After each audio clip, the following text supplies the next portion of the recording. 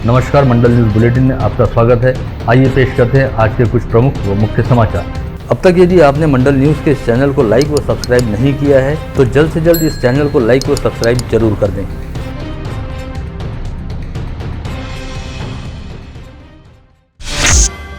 Social media पर दरियापुर का एक वीडियो वायरल होने से सनसनी मच गई। उस वीडियो में दरियापुर के साप्ताहिक बाजार परिसर में रात के वक्त दो युवक मुंह पर काला कपड़ा बांधे हाथ में पिस्तौल लेकर जाते हुए नजर आ रहे हैं। यह वीडियो सोशल मीडिया पर जमकर वायरल हुआ, तरह तरह की चर्चाएं चलने लगी। वीडियो देखकर पुलिस प्रशासन भी हरकत में आया। उन्होंने पता लगाकर दोनों युवकों को पूछताछ के लिए पुलिस थाने में लाया। तब सारा माजरा स्पष्ट हुआ। दोनों युवकों के पास पिस्तौल थी, वह केवल लाइटर की तरह एक खिलौना था। दोनों युवक सामान्य घर से वास्ता रखते हैं। उनका शहर में किसी भी तरह की दहशत फैलाने का इरादा नहीं था। यह तो केवल किसी व्यक्ति ने वीडियो निकालकर वायरल किया, जिसके चलते बेवजह दहशत का वातावरण निर्माण हुआ था। ऐसा युवकों के बयान के बाद पुलिस ने स्पष्ट किया।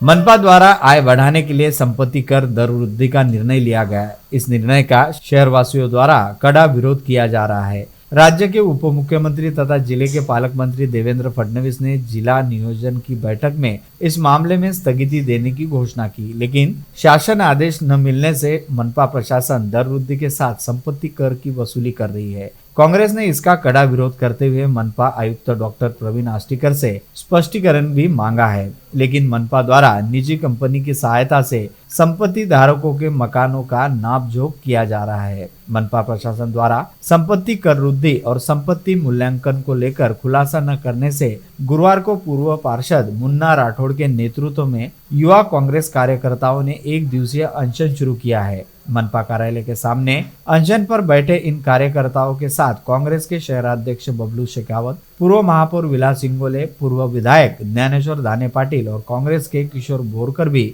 शामिल हुए। मालमत्ता कर मध्ये मोठ्या प्रमाणात वाढ केलेली आहे।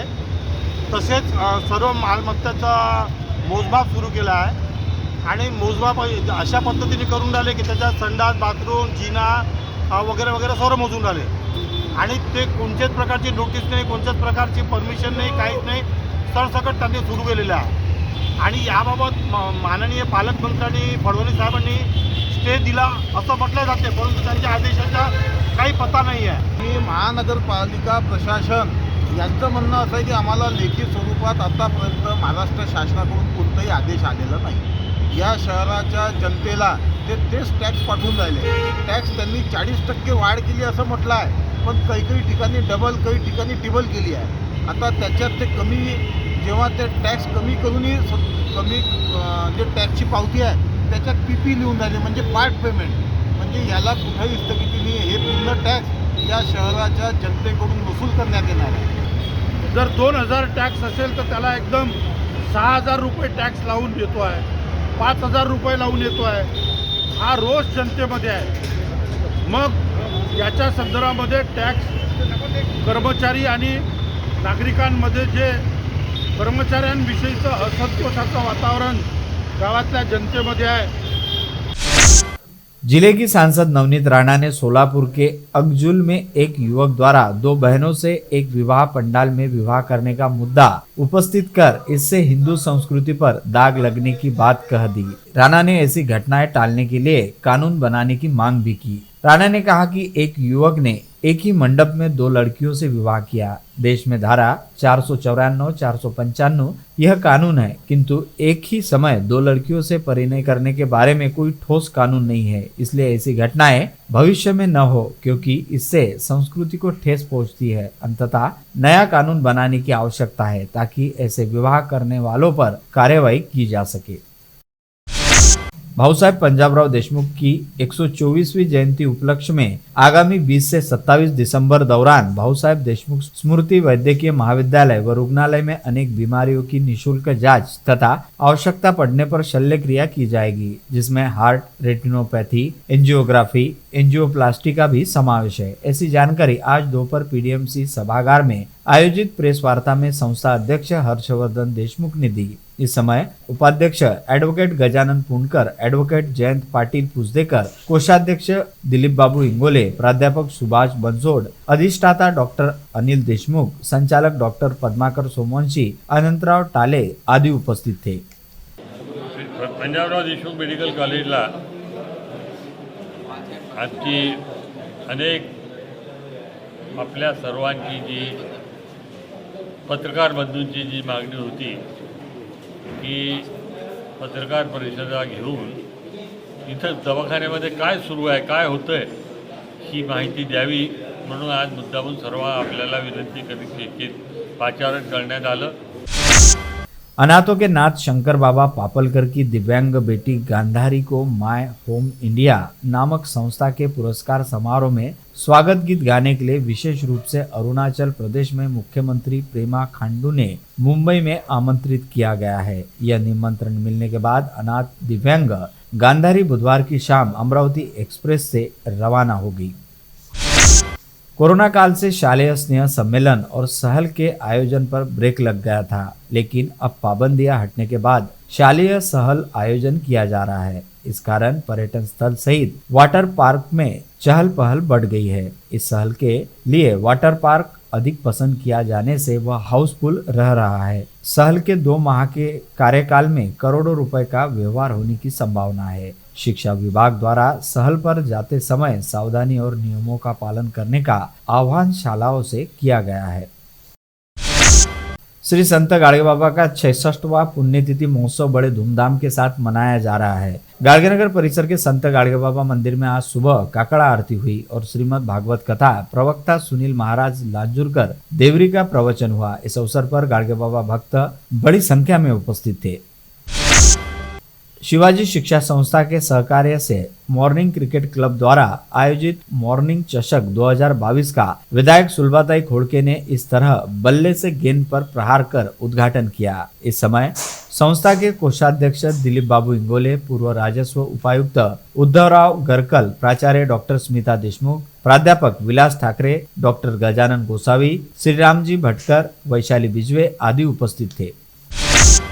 नगर के प्रतिष्ठित सोमानी तथा करवा परिवार द्वारा श्रीमद् भागवत कथा का आयोजन राजापेट स्थित रामदेव मंदिर में किया गया। ज्ञान यज्ञ के दूसरे दिन पूज्य कथा प्रवक्ता रामप्रिया श्री जी माई ने कहा कि भागवत कथा देखा जाए तो भगवान का एक ही स्वरूप है। कथा श्रवण से स्वर्ग में स्थान मिलेगा, किंतु मात्र कथा सुनने से नहीं बल्कि सत्कर्म करने पर ही भगवत प्राप्ति होती है। उन्होंने कहा कि मानव जीवन में भगवान कथा का बड़ा ही महत्व है। कथा के श्रवण से मोक्ष की प्राप्ति होती है। संसार में जहाँ भी भगवान कथा होती है वहाँ भगवान श्री हरि स्वयं विराजमान रहते हैं। रामप्रिया श्री जी ने कथा का सार बतलाया और अनेक उपकथाओं के माध्यम से अपनी बात रखने का प्रयत्न किया। एवं महिमा मंडित माँ टंकेश्वरी देवी जी तथा इस आध्यात्मिक पौराणिक तपस्थली कर्मभूमि के अनुग्रह से श्री रुक्मिणी पीठ अंबिकापुर कौंडन्यपुर श्री क्षेत्र अनंत श्री विभूषित जगत गुरु रामानंदाचार्य स्वामी श्री राम राजेश्वराचार्य जी श्री समर्थ माउली सरकार का भव्य दिव्य जन्मोत्सव 12 दिसंबर को बड़े ही धूमधाम से और आध्यात्मिक एवं सामाजिक कार्यक्रमों के साथ मनाया गया। जन्मोत्सव में सम्मिलित होने हेतु अखिल भारत वर्ष से सभी राज्यों से पधारे अखिल भारतीय संत समिति के पदाधिकारी इंदौर से महामंडलेश्वर श्री राधे राधे बाबा, हिमाचल से महामंडलेश्वर श्री रामायणी महाराज, भोपाल से मंडलेश्वर श्री हनुमान जी, मंडलेश्वर श्री अनिलानंद महाराज, अमरावती के शिवधारा आश्रम से श्री संत डॉक्टर संतोष महाराज सहित सैकड़ों साधु संतों की मुख्य उपस्थिति जन्मोत्सव कार्यक्रम में रही। माता श्री रुक्मिणी महोत्सव के उपलक्ष्य में 12 दिसंबर को सुबह 10 बजे आदि जगत जननी माता श्री रुक्मिणी रथ शोभा यात्रा निकाली गई। श्री क्षेत्र कौंडन्यपुर से वारकरियों के दिंडी में रुक्मिणी वल्लभ श्री कृष्ण हरि नाम मंत्र संकीर्तन से संपूर्ण परिसर भक्तिमय हो गया। शिक्षण महर्षि डॉक्टर पंजाबराव उर्फ भाऊसाहेब देशमुख की 124वीं जयंती उत्सव समिति आगामी 20 दिसंबर से 27 दिसंबर तक विविध कार्यक्रमों का आयोजन किया गया है। श्री शिवाजी शिक्षण संस्था के अध्यक्ष हर्षवर्धन देशमुख की अध्यक्षता में आयोजित समारोह में मुख्य अतिथि के रूप में सांसद नवनीत राणा व विधायक सुलभा खोड़के उपस्थित रहेगी। यह जानकारी आज आयोजित पत्रकार परिषद में आयोजकों द्वारा दी गई। पत्रकार परिषद में श्री शिवाजी शिक्षण संस्था के अध्यक्ष तथा आदि मान्यवर उपस्थित थे। मॉर्निंग क्रिकेट क्लब द्वारा आयोजित किए गए क्रिकेट मुकाबले के साथ ही अन्य स्पर्धाओं का आयोजन किया जाए, ऐसी विविध स्पर्धाओं के आयोजन हेतु श्री शिवाजी शिक्षण संस्था द्वारा सहयोग किया जाएगा, ऐसा आश्वासन श्री शिवाजी शिक्षण संस्था के अध्यक्ष हर्षवर्धन देशमुख ने आज किया। शिक्षण महर्षि डॉक्टर पंजाबराव उर्फ भाऊसाहेब देशमुख की 124वीं जयंती उत्सव निमित्त श्री शिवाजी शिक्षण संस्था कर्मचारी व मॉर्निंग क्रिकेट क्लब के संयुक्त तत्वाधान में यह आयोजन किया गया है। राशि फाउंडेशन के अध्यक्ष मनीष चौबे की पहल पर मच्छी 7 में राधा कृष्ण मंदिर में निशुल्क आयुष्मान कार्ड शिविर का बुधवार को सफल आयोजन किया गया। दर्जनों लोगों ने अपनी जरूरी कागजात और प्रमाण पत्र पेश कर कार्ड बनवा लिया, जिसमें 5 लाख रुपए तक स्वास्थ्य संरक्षण प्रत्येक परिवार को मिलता है। शिविर में पूर्व नगर सेवक विवेक कलोती की उपस्थिति रही। उसी प्रकार आदि मान्यवर भी इस शिविर में उपस्थित थे। इंद्रभवन थिएटर परिसर में ऐसे ही शिविर का सफल आयोजन हो, ऐसी मांग भी की गई, जहां सैकड़ों लोगों ने अपने आयुष्मान कार्ड बनवा लिए। स्थानीय चांदनी चौक स्थित एकेडमिक मैदान पर ताज इंडिया हॉकी क्लब द्वारा आयोजित 8 दिवसीय ऑल इंडिया हॉकी टूर्नामेंट में आज तीसरे दिन 6 टीमों के बीच 3 रोमांचक टूर्नामेंट खेले गए। मैदान में टूर्नामेंट को देखकर काफी उत्साह था। मैच देखने वालों की भी काफी जबरदस्त भीड़ थी।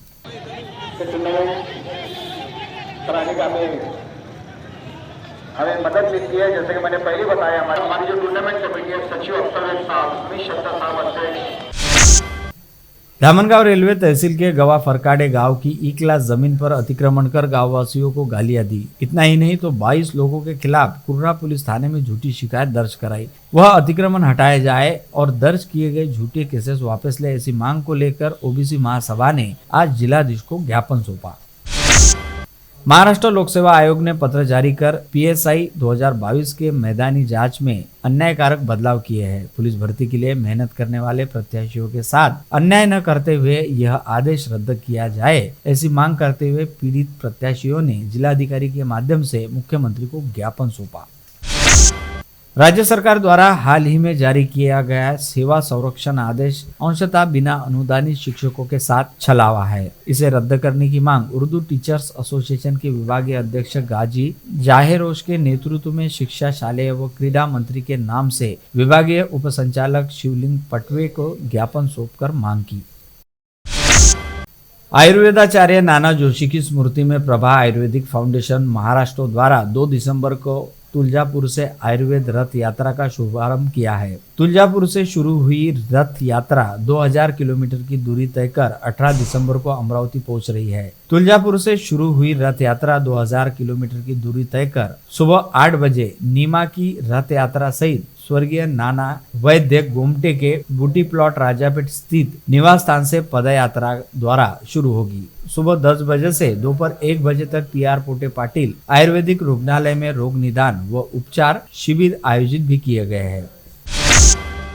भीमसैनिक मनोज गरबड़े पर लगाए गए झूठे अपराध वापस ले तथा निलंबित पुलिस कर्मचारी को पुनः सेवा में शामिल किया जाए आदि सहित अन्य मांगों को लेकर आजाद समाज पार्टी ने गुरुवार को जिलाधीश के माध्यम से मुख्यमंत्री को ज्ञापन सौंपा।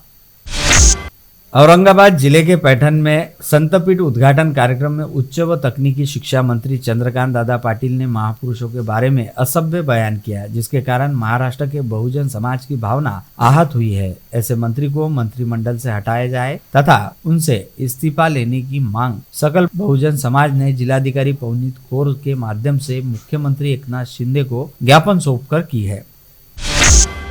श्री आदिनाथ दिगंबर जैन परवार पंचायत मंदिर ट्रस्ट दहिसात द्वारा रतन भवन में डाक विभाग की दुर्घटना बीमा पॉलिसी और आधार कार्ड पंजीयन और अपग्रेड करने का 3 दिवसीय शिविर न सिर्फ सफल रहा बल्कि परिसर के निवासियों ने शिविर को व्यापक प्रतिसाद दिया। सैकड़ों की संख्या में लोगों ने अपना आधार कार्ड अपडेट करवा लिया। यह आयोजन मंदिर ट्रस्ट के अध्यक्ष मुकेश जैन तथा सोनू जैन की पहल एवं संयोजक राजेंद्र सिंघई के मार्गदर्शन में किया गया। विचक्षण श्री आरोग्य धाम रोटरी क्लब ओसवाल जैन संघ द्वारा आयोजित निशुल्क चिकित्सा शिविर को परिसर के लोगों ने बेहतरीन प्रतिसाद दिया। शहर के प्रसिद्ध चिकित्सकों ने भी अपने सेवा भाव का परिचय देते हुए मरीजों की निशुल्क जांच और उचित परामर्श दिया, दवाएं भी उपलब्ध करवाई। शिविर में आंखें, दांत, महिलाओं की समस्याएं, त्वचा रोग, वेलनेस, सामान्य जांच की गई।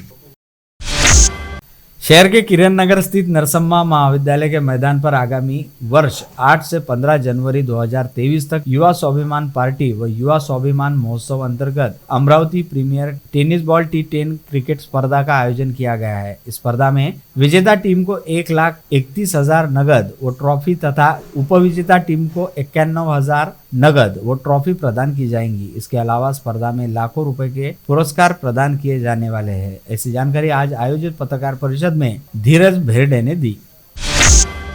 संत गाडगे बाबा अमरावती विद्यापीठ के स्टूडेंट काउंसलिंग विद्यार्थी संघ के चुनाव इस वर्ष भी टल गए हैं। इस कारण सीनेट की 2 जगह रिक्त रहने वाली है। हाल ही में सीनेट के 39 सदस्यों के चुनाव संपन्न हुए, लेकिन राज्यपाल, कुलसचिव व अन्य स्थानीय स्वराज्य संस्था द्वारा प्रतिनिधि अभी तक नियुक्ति न किए जाने से सीनेट की पहली बैठक नहीं हो पाई। इस पृष्ठभूमि पर चुनाव में निर्वाचित होकर सीनेट में पहुंचे अन्य निर्वाचन क्षेत्र के सदस्यों को यह चिंता है कि सीनेट का गठन कब होगा। इस बाबत विद्यार्थी व प्राध्यापकों की संगठन की तरफ से पूछताछ शुरू है।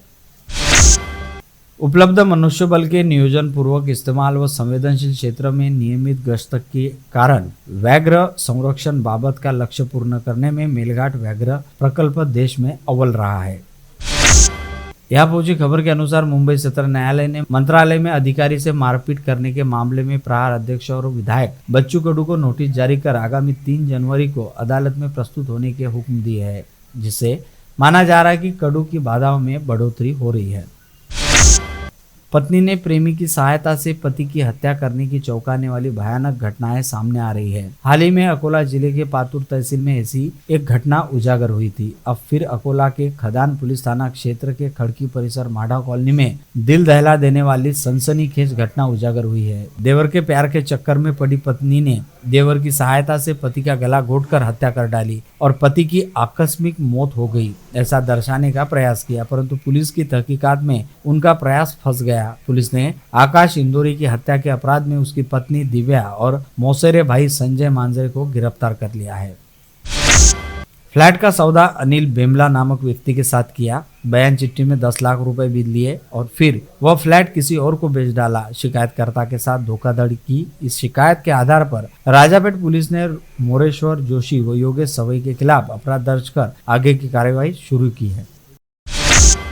पुलिस के भरकस प्रयासों के बावजूद भी आपराधिक वारदातों में कमी नहीं आ रही है। अमरावती पुलिस विभाग की ओर से आपराधिक गतिविधियों में कड़ी तथा प्रतिबंधात्मक कार्यवाहियां की जा रही है, लेकिन अपराधियों के हौसले बुलंदी पर दिखाई दे रहे हैं। अमरावती संभाग की ओर से प्रतिमाह वरिष्ठ अधिकारियों को आपराधिक घटनाओं का लेखा जोखा पेश किया जाता है। 1 जनवरी 2022 से 30 नवंबर 2022 के बीच अमरावती परिक्षेत्र में 210 हत्या तथा 473 दुष्कर्म तथा 35 डकैती जैसे गंभीर वारदातों की शिकायत पुलिस थाने में दर्ज हुई है। अधिकतर घटनाओं में शामिल आरोपियों को पुलिस गिरफ्तार कर चुकी है। इसके अलावा भाग 1 से 5 में आने वाले 21,092 अपराध पुलिस थाने में दर्ज हो चुके हैं।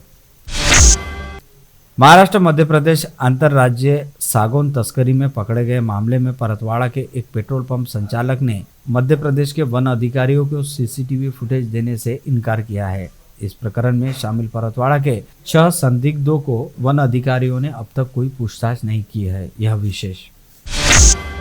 लातूर जिले के मुरुड में एक धक्कादायक घटना घटी, जब पत्नी के पक्ष में प्रचार सभा में भाषण देकर कुर्सी पर बैठते ही नेता की तीव्र हृदयाघात से मौत हो गई। इस घटना का वीडियो भी वायरल हुआ है। बता दें कि प्रदेश में फिलहाल ग्राम पंचायत चुनाव की धूमधाम शुरू है। बताया गया कि मुरुड ग्राम पंचायत चुनाव में अमर नाडे ने परिवर्तन पैनल खड़ा किया। उनकी पत्नी अमृता नाडे सरपंच पद की प्रत्याशी है। अपने पैनल हेतु अमर ने 25 मिनट का संबोधन किया। उपरांत वे स्टेज पर कुर्सी पर बैठे। उसी समय हार्ट अटैक आया। अस्पताल में जाने पर चिकित्सकों ने उनको मृत घोषित किया। बता दें कि मुरुड जेल की सबसे बड़ी ग्राम पंचायत है। 18 सदस्य वाली पंचायत में अनेक वर्षों से अमर नाडे और उनके चचा दिलीप नाडे की सत्ता है। इस बार अमर नाडे अपने चचेरे भाई के विरोध में पैनल उतारा था। उनके भाषण में भी चचेरे भाई के विरुद्ध अनेक मुद्दे थे, किंतु उनका यह भाषण अंतिम साबित हुआ।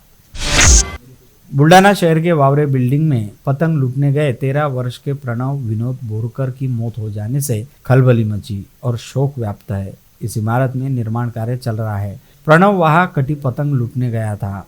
इसके साथ ही उसके हाथ में लोहे की रॉड थी जो बिजली के तारों की चपेट में आ गई। तेज धक्के से प्रणव की मृत्यु हो गई। भुसावल के कार चालक ने यहां गणेश इन लॉज के सामने वाहन खड़ा किया। कार में सवार अन्य लोग उतरे। वे लोग भीतर चले गए। इधर कार चालक को तीव्र हृदयघात हुआ। इसकी मौके पर ही मौत हो गई। भुसावल के रहने वाले कार चालक का नाम राजेश आत्माराम सपकाले है। आप देख रहे थे मंडल न्यूज बुलेटिन। हमारे चैनल को लाइक करें, शेयर करें और हाँ, सब्सक्राइब करना ना भूलें। कल होगी आपसे फिर मुलाकात। तब तक के लिए धन्यवाद।